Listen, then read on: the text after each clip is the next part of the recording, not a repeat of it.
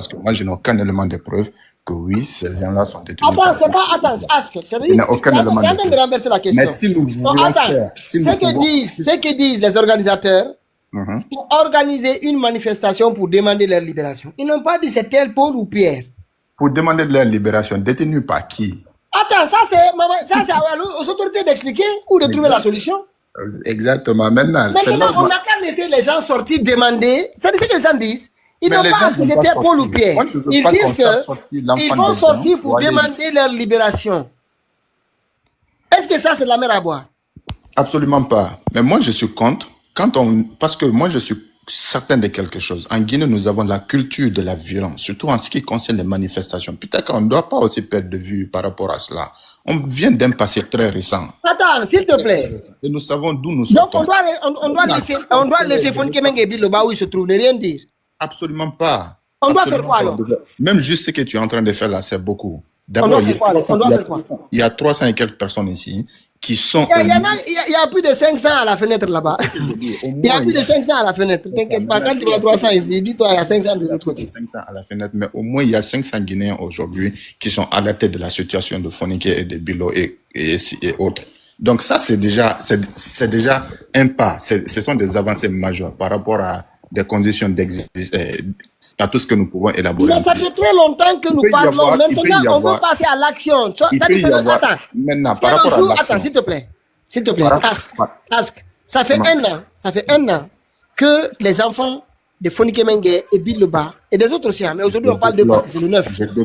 Attends, la date qui commémore leur kidnapping. Tu comprends? C'est ce qu'on dit maintenant. Depuis un an, les Guinéens doivent sortir dans la rue pacifiquement, dans la paix, et demander à ce qu'on les libère. On demande leur libération. C'est tout ce que les Guinéens... C'est pas politique. Pitaka, vous croyez que les Guinéens vont sortir dans la rue le mercredi? J'espère. Ils vont sortir, mon frère. Toi, il faut sortir. Les Guinéens ont soif. Parce que c'est pas politique. Bonsoir. Ça, c'est pas UFDG, c'est pas RPD. On va pas sortir. Attends, on va finir. Parce que je sais qu'il est venu pour ça. Attends, je vous donne la parole. Ce que nous disons ici, ce n'est pas politique, ce n'est pas UFRP. Même les gens du CNRD, ils devaient aussi demander, vraiment, il faut qu'on libère, il faut qu'on demande à ceux qui les ont kidnappés. Si eux ils pensent que c'est pas Mamadi, ils n'ont qu'à juste sortir dire, on souhaite savoir où ils se trouvent. C'est simple, c'est une simple question. Moi, je ne suis pas pour la classe politique guinéenne. On est d'accord, si je devrais être proche de quelque chose, je devrais être proche des autorités actuelles. Mais je suis contre la disparition des citoyens guinéens. Sur cette question, je suis intransigeant là-dessus. Aucun Guinéen ne devrait être inquiété par son opinion en Guinée. Ça, c'est la pire des choses qui peuvent arriver à un pays. Moi, je suis absolument... Et je ne vais jamais accepter cela à qui que ce soit. Ou soit je vais jamais m'associer à quelqu'un. Bonjour à tous. Je ne vais jamais m'associer à quelqu'un. Vraiment, le jeune là, c'est un malhonnête.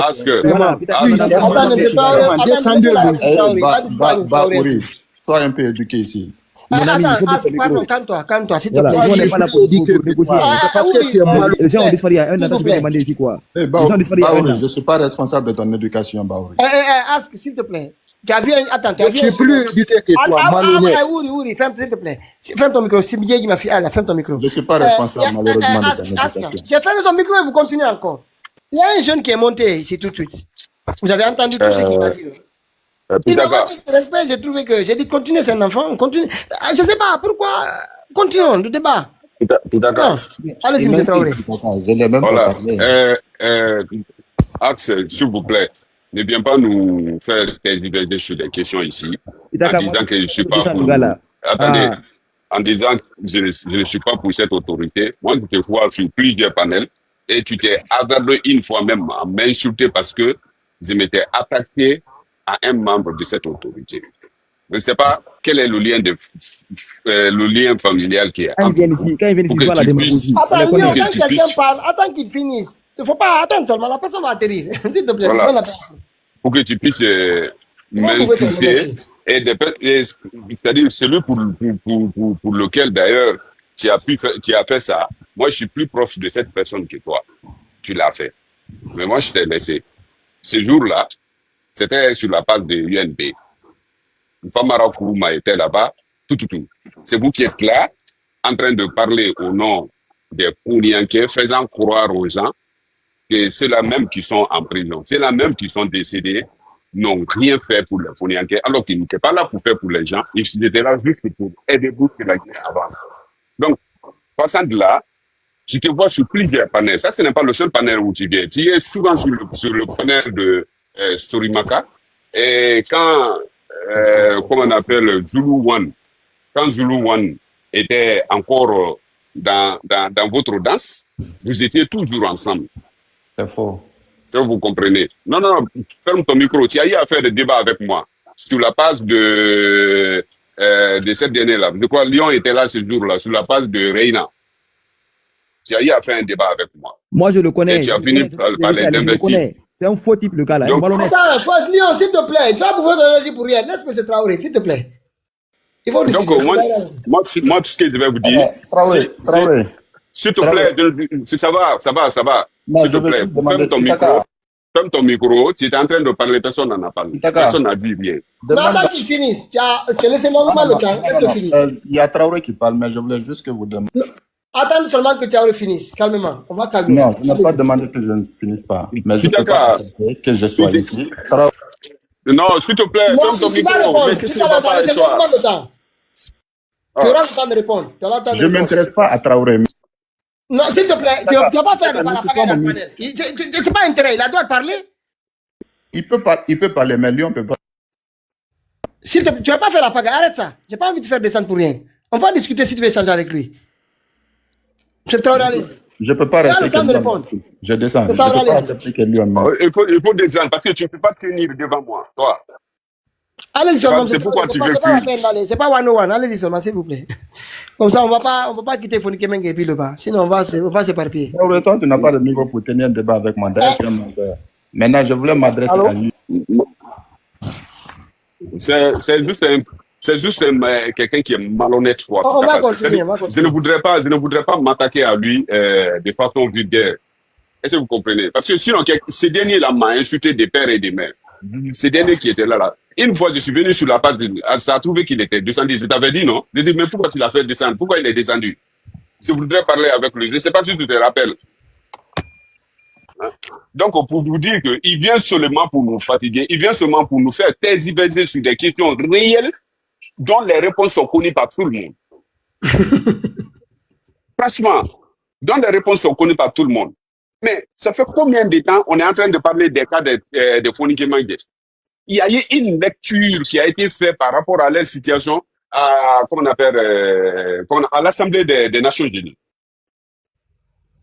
Il y a eu des lettres qui ont été envoyées à l'État demandant leur libération. Rien ne s'est fait.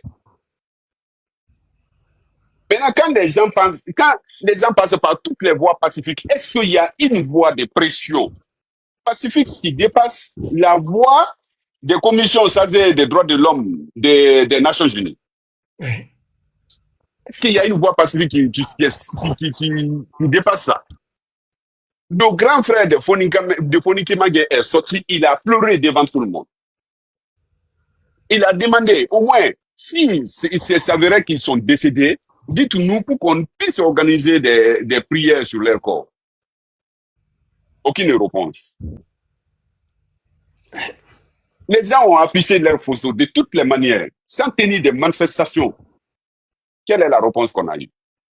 C'est une situation dans laquelle, d'ailleurs, les Nations Unies interviennent et que l'autorité dise, niet, qu'est-ce qu'on doit faire? Et vous avez entendu des différentes réponses des membres de ce gouvernement. D'autant, parfois, il y a certains qui disent que ce sont des adultes, ils ont le droit de disparaître. Il y a d'autres qui disent qu'ils ne savent pas qui les ont kidnappés. Et il y a même un premier ministre qui sort pour nous dire que parfois, pour tenir l'image du gouvernement, on organisait des situations comme ça. Juste pour tergiverser autour d'une question dont la réponse est connue de tout le monde. Qui avait l'intérêt de la disparition de Fonike Mengue? Les gens ont besoin qu'on soit technocrate pour comprendre tout ça là. La vérité est là. Il sait parler. Tu refuses de dire la vérité. Tu veux que les gens soient plus technocrates pour pouvoir parler, pour pouvoir dire la vérité. qui avait intérêt pour que les Fonikeman disparaissent? Je crois bien, c'est ce gouvernement qui les avait kidnappés pour un premier temps, les traînant à terre. Pour un premier temps. C'était qui? C'était le même gouvernement. Alors, que les gens sortent ici pour venir nous dire que moi, je ne suis pas pour les manifestations. Et je sais que quand les manifestations s'organisent généralement, il y a les enfants des gens qui meurent. C'est aujourd'hui, toi, tu parles de la mort des enfants des gens. Depuis le 5 septembre, le, le jour du coup d'État d'ailleurs, des milliers, des centaines de personnes qui sont mortes. Tu n'as jamais, ceux-là ne sont pas des enfants des gens. Les orphelins. Les orphelins qu'ils ont laissés, ils ne sont pas, ces enfants-là n'ont pas droit à avoir un père qui se sache de leur éducation. D'habitude, les orphelins des militaires, c'est quand ils sont au front. Mais eux, là, ils n'étaient même pas au front. Hein. Ils étaient dans un pays en paix. Les femmes, les veuves se sont déplacées, aller au camp Samori. Tout le monde a vu la réponse qu'on leur a donnée. On traite des gens de dommages de collatéraux, alors que c'est quelque chose qui a été organisé par un groupuscule. Quand est-ce que les gens là peuvent être des dommages collatéraux? Ils n'étaient pas dans la guerre, ni rien, ils n'étaient même pas préparés à une guerre. Leur seule erreur, c'est de se retrouver quelque part où l'État leur a confié une responsabilité. Et puis les gens nous parlent de dommages collatéraux. Est-ce que les gens connaissent ce qu'on appelle dommages collatéraux? Et ceux-là qui disent qu'on a peur pour la mort des enfants d'autrui, tout. Mais les gens là sont prêts pour cela. Toutes ces provocations, c'est à cause de cela. Ils sont à la recherche d'alibi. Vous kidnappez une personne. On n'a même pas fini de régler leur situation. Vous kidnappez d'autres et vous continuez. De mal en pire. Et puis les gens veulent que nous soyons technocrates, connaître tous les diplômes du monde pour pouvoir voir cette vérité-là.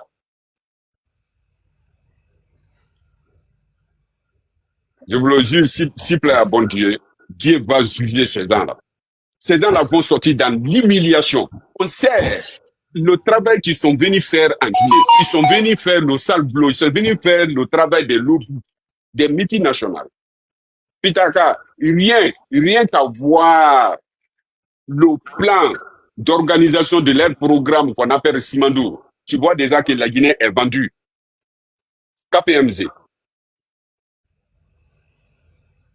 Cross-Sud. Ouais, j'ai regardé. Et Softbridge.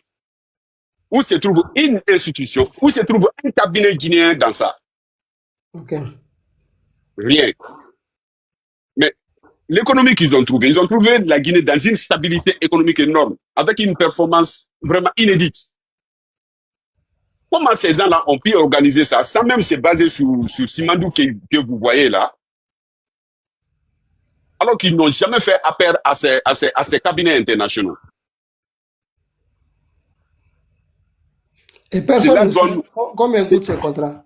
Voilà, cela doit nous dire quelque chose. Quand vous prenez le cas des KPMG, vous verrez qu'ils ont une trentaine d'experts, une trentaine d'expatriés qui sont chargés de cette situation. On paye ces gens-là combien? C'est pour cela que le Sénégal en ce moment est très présent. D'ailleurs, on va revenir peut-être demain ou après-demain. On va revenir sur ce sujet-là. Donc, autant vous dire que cette manifestation, ouais. il faut la faire. Vous voyez ce que Fondi Kemenge pensait de Baouri avant son arrestation. Regardez. Sans le savoir. Il n'a pas déçu que Fondi Kemenge. Il a déçu, je pense, tous les militants pour la démocratie qui ont eu, à un moment donné de notre histoire, confiance en lui. Mais aujourd'hui, c'est Baouri. Il a déçu tout le monde. Il a vraiment déçu tout le monde. Il est condamné par l'histoire à jamais. S'il l'écoute, il doit se raviser. Il doit demander pardon à tous les parents des victimes. N'est-ce pas? Tous ces jeunes tombés sous les balles assassins. Donc, encore une fois, ouais, je pense que M. Baouri doit se ressaisir. Baouri, un leader qui a mené de grandes luttes dans ce pays pour la démocratie et les droits humains. M. Baouri, qui est vraiment un leader compétent et politicien chevronnés.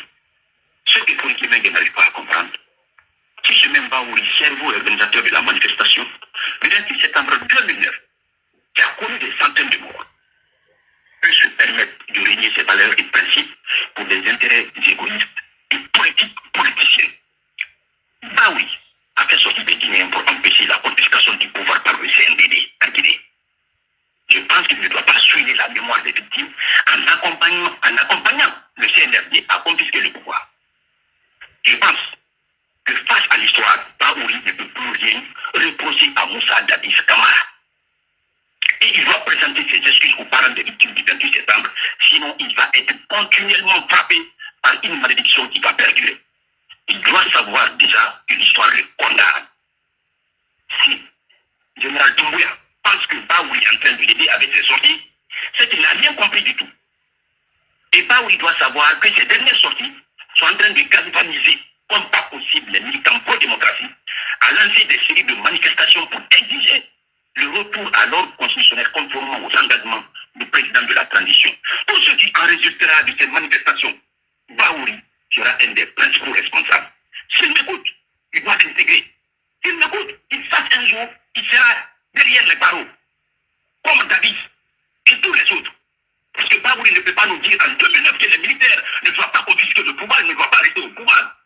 Et qu'en 2024, ce même Baouri nous dit que les militaires doivent rester au pouvoir. Pauvres de nous.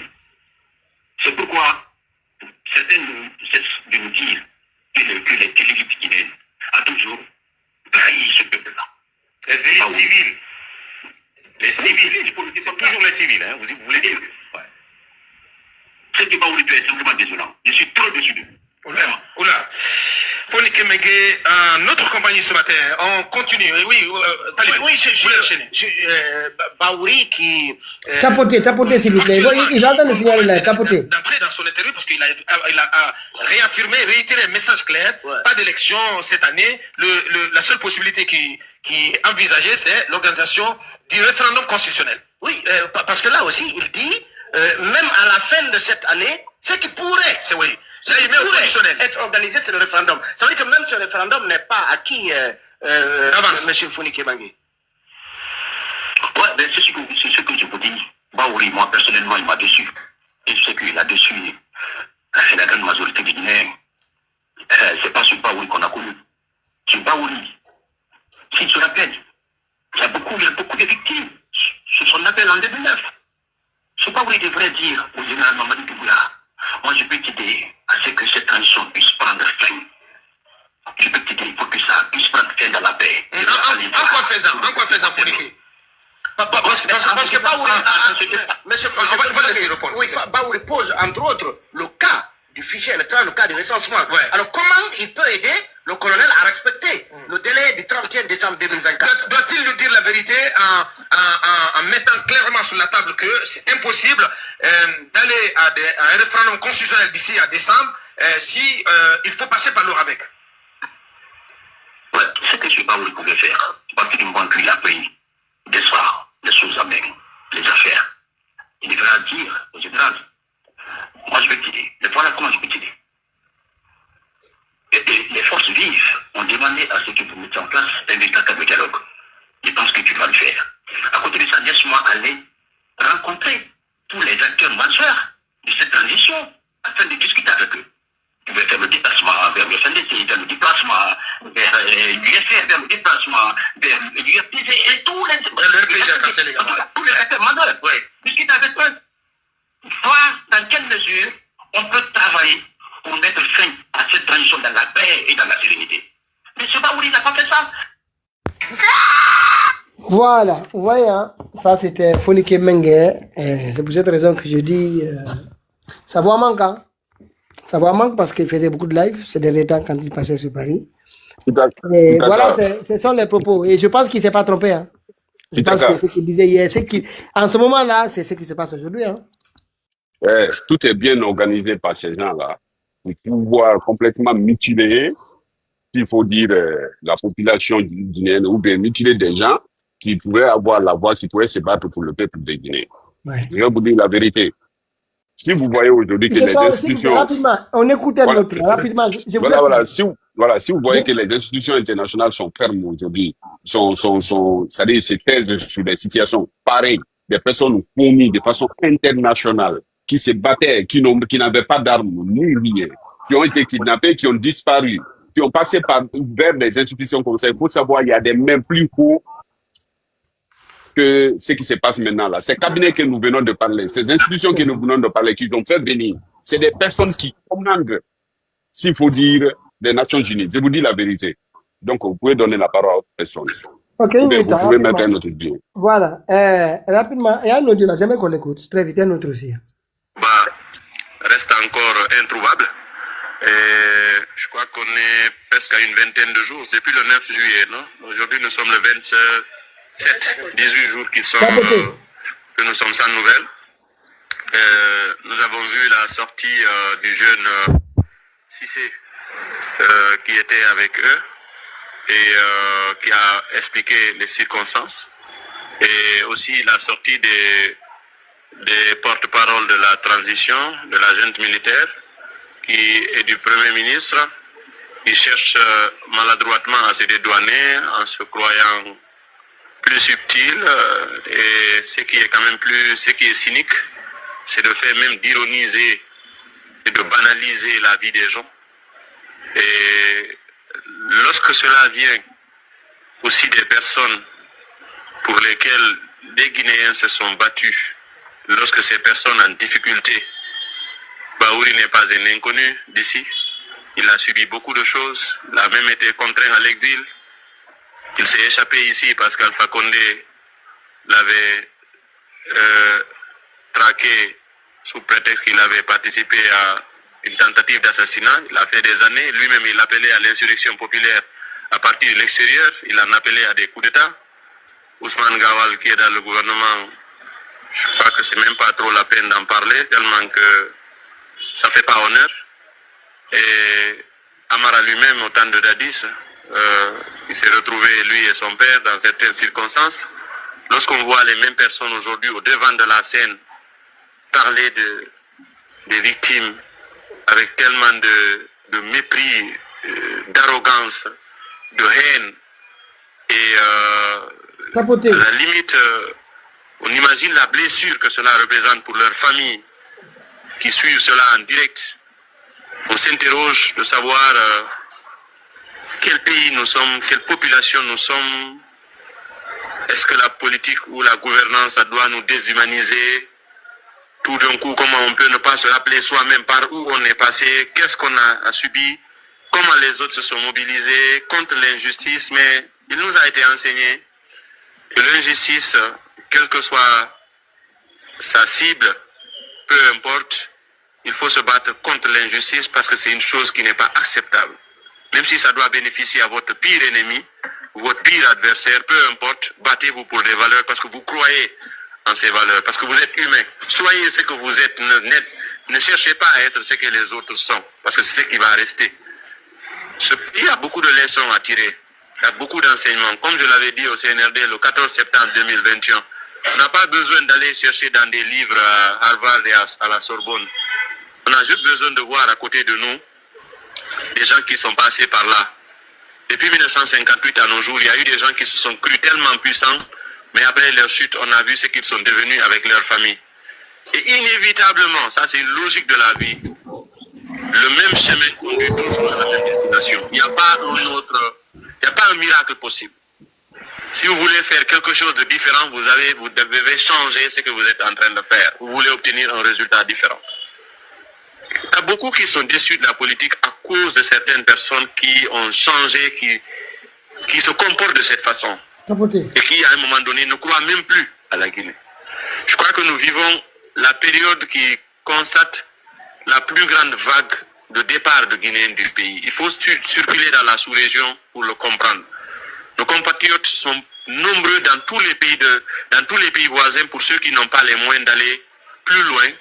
Mais aujourd'hui, vous n'avez pas besoin d'un sondage pour savoir, en dehors du petit groupe qui profite du pouvoir, le petit groupe qui ne représente même pas 0,001% de la population, en dehors de ceci, je pense que si vous faites un sondage, vous verrez que 90% des Guinéens ont envie de quitter la Guinée. Et c'est dommage, parce que ce sont des ressources que nous perdons.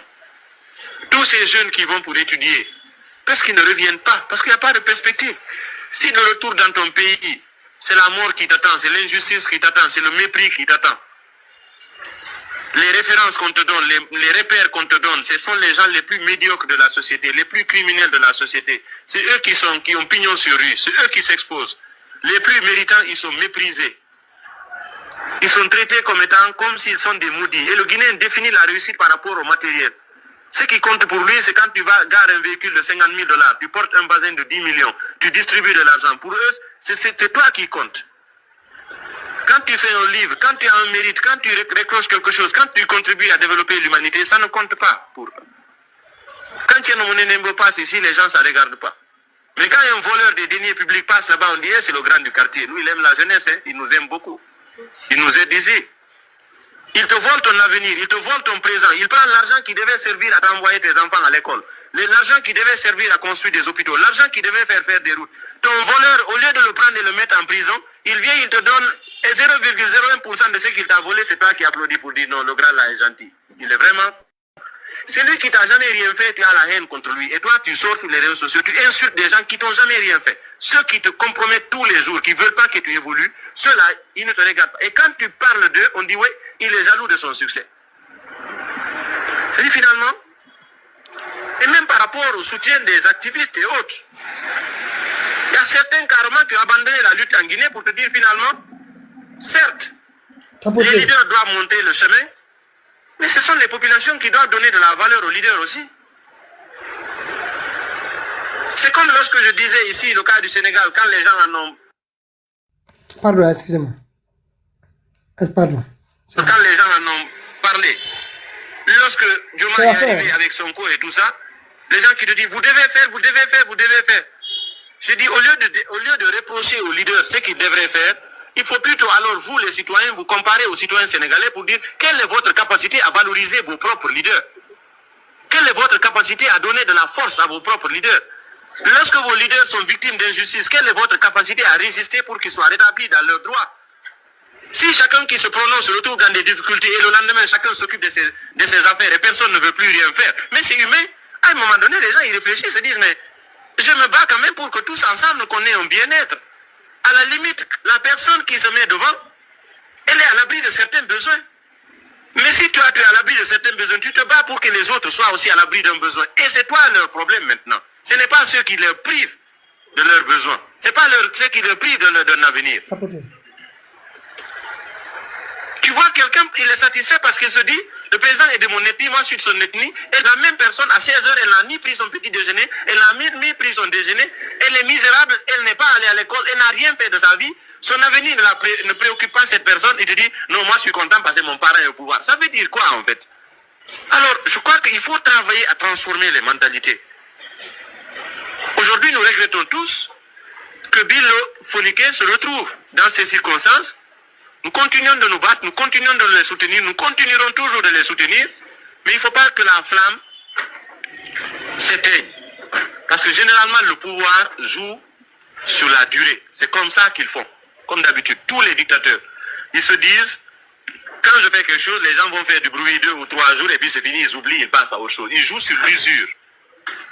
Et c'est ce qui risque d'arriver, c'est ce qui risque en train d'arriver. Ils ont de la famille eux aussi. À un moment donné, les membres de la famille vont dire, mais c'est pour qui vous vous battez là? Parce que la situation est arrivée, il n'y a plus personne qui parle pour vous, c'est humain. Ils ont des enfants. Donc, ne les laissons pas tomber. Il faut qu'on continue d'en parler. Il faut qu'on continue de revendiquer, d'exiger leur libération. Au modèle, on se bat, la direction nationale s'implique tant au niveau de la communication qu'au niveau du lobbying, de l'information extra, etc. Mais chacun de nous doit continuer de lutter.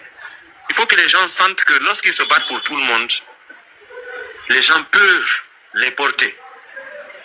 Même les prophètes que Dieu a envoyés ont toujours recommandé à leurs fidèles de les porter, de les suivre.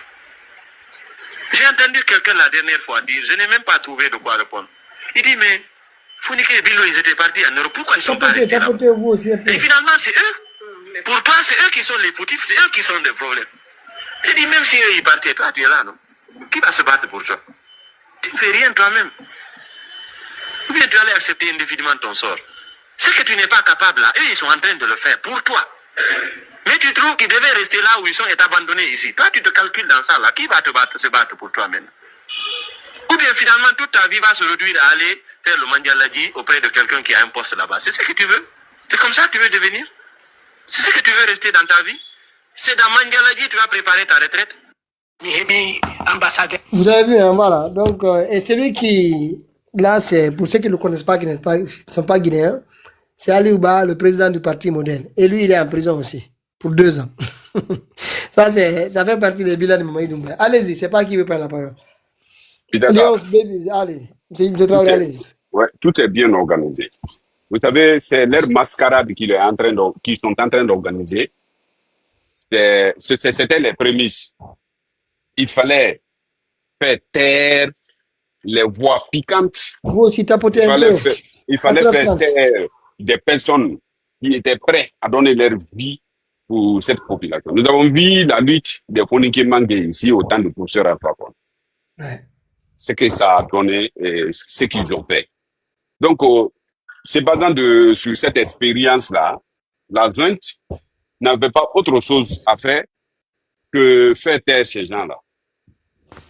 Qu'ils soient morts ou pas, moi je n'en sais rien, mais ce qui est sûr, s'ils vivent, c'est peut-être à un certain temps, après avoir mis toute leur mascarade là en place, que les Fonike vont sortir. Alors, quand on demande alors de sortir, de manifester, de parler de ces personnes-là, parce que toutes les voies de recours ont été tentées, pas de succès. La seule voie qui nous reste, ce sont nos frères, c'est les nôtres. Il faut sortir maintenant, se battre pour eux. Si nous devrons tous être engloutis à cause de cela, que nous soyons tous engloutis. C'est la raison pour laquelle les gens organisent les manifestations. Parce que les gens peuvent faire plus d'1 an en prison, ou bien plus d'1 an disparu, on ne sait même pas qu'est-ce qui leur est arrivé, et ils sont morts ou pas, pour qu'on puisse organiser des prières sur leur corps. Rien n'est fait. Et des personnes qui sont là, ils voient cette réponse-là, claire, ils essaient de tergiverser dessus. Vous dites aux gens de passer par autre voie, afin de réclamer les retours, ou bien de réclamer à ce qu'on puisse les libérer. OK. Est-ce qu'il y a une seule voie pacifique que les Guinéens n'ont pas tenté pour que ces gens-là regagnent leur liberté? Exactement. Il n'y en a pas. Il n'y en a pas. On a tellement parlé ici. On est parti vers les institutions internationales qui pouvaient mettre pression. Ces institutions internationales ont parlé. Les institutions sous-régionales ont parlé. Maintenant, qu'est-ce qui nous reste maintenant? Qu'est-ce qui nous reste réellement?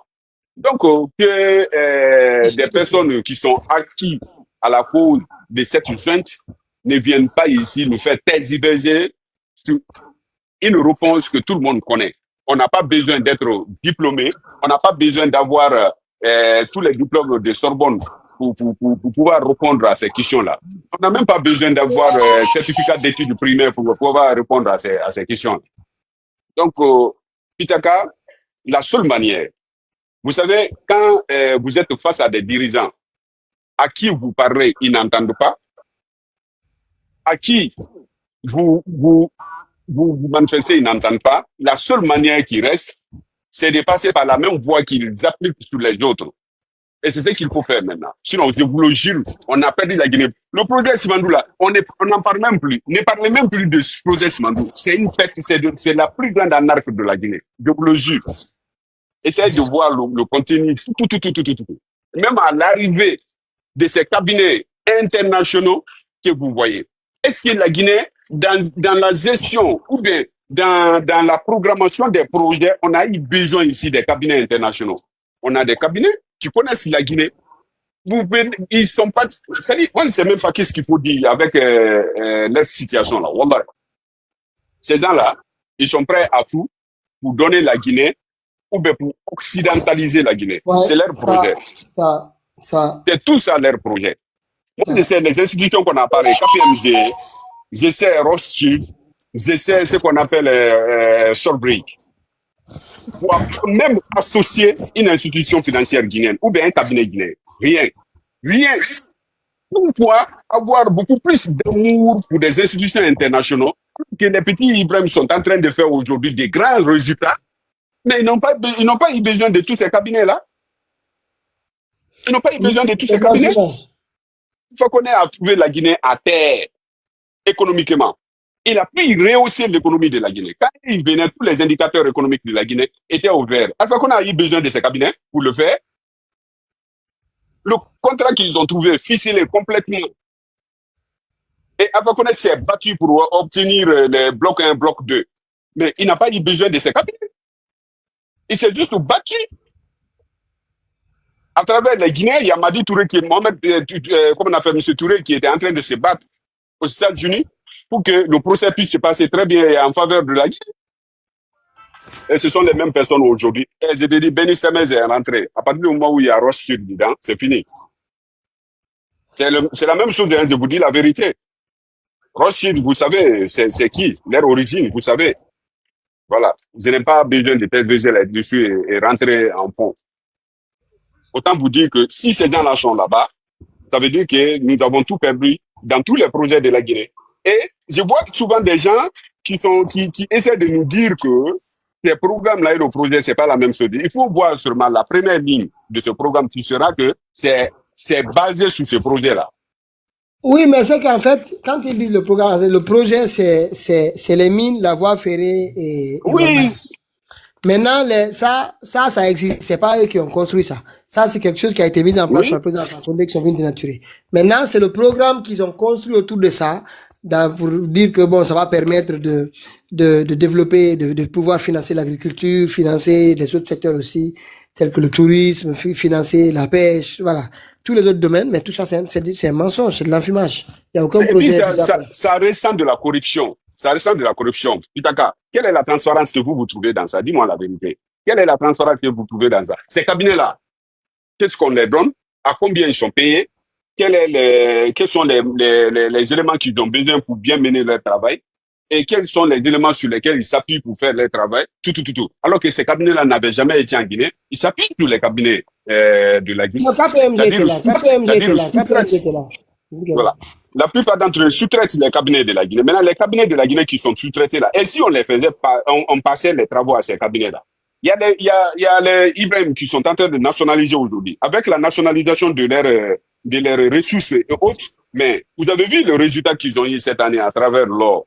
18 milliards de dollars. Le Burkina a pu faire cette année.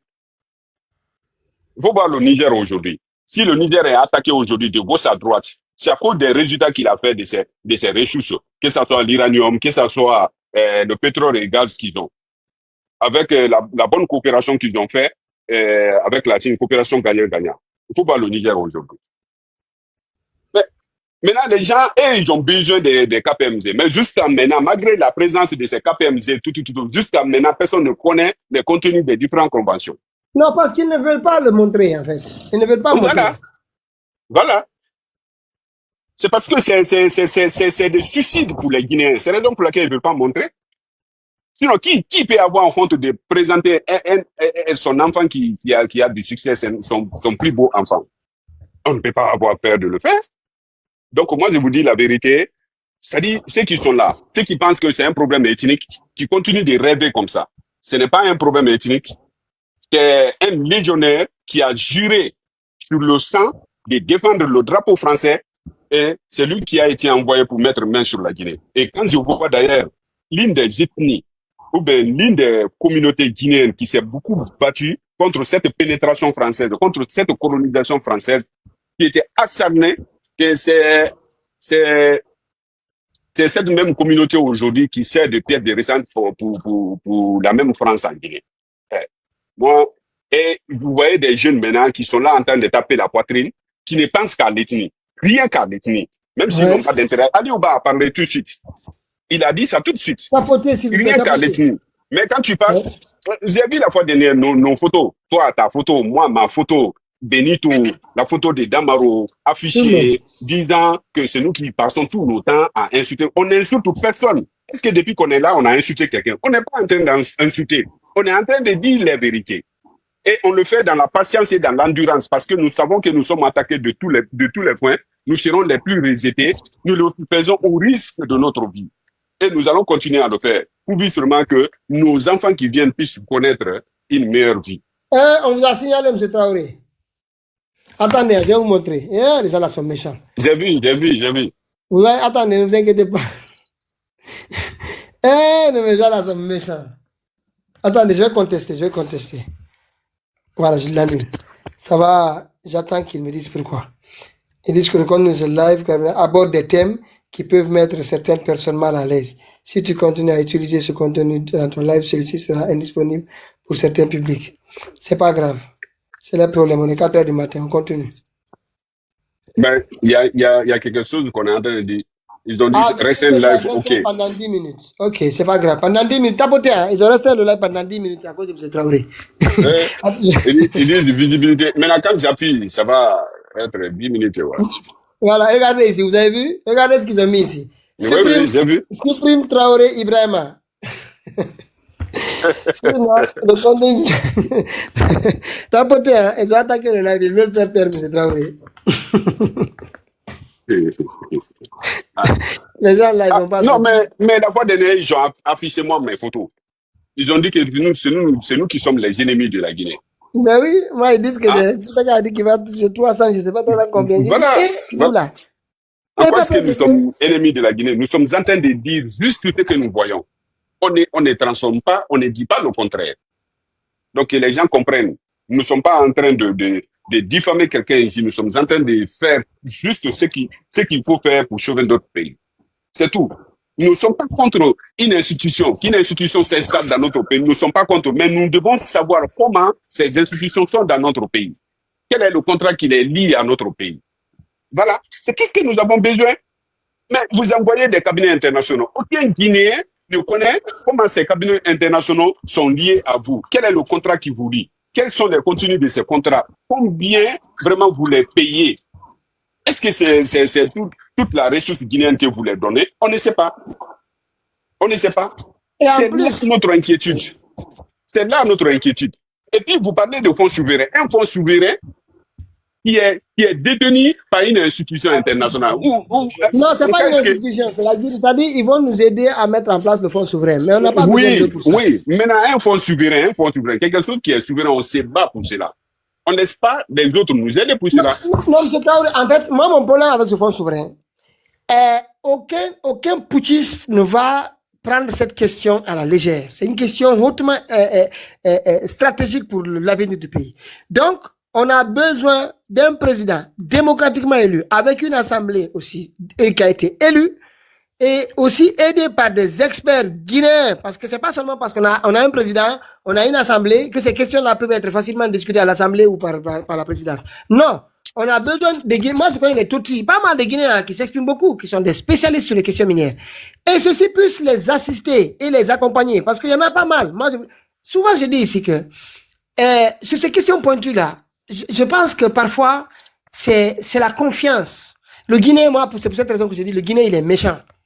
Mais sinon, moi, je vois pas mal de certains Guinéens qui, comme je dis dans Toti là, souvent, je pense que beaucoup le connaissent ici, hein. Ils sont dans une association. Moi, je lis souvent leurs publications.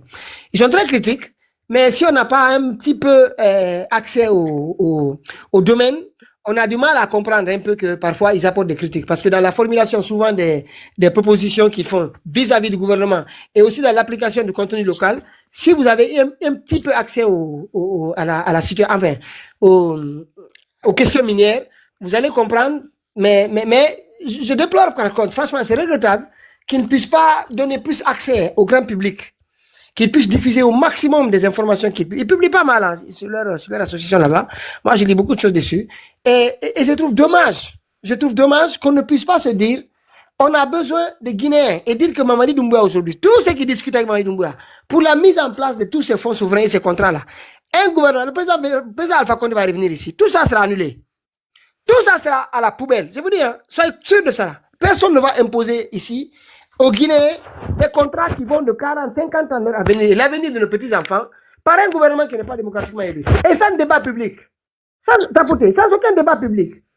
Une jeune de 3 à 4 personnes, et puis un petit rappeur, Mamadi Doumbouya, 2 ou 3 personnes, ils appellent des cabinets. Imaginez, Quand on parle de Simandou, comité stratégique, Djiba Diakité, qu'est-ce que Djiba Diakité peut dire en face des dinosaures qu'on met en face d'eux?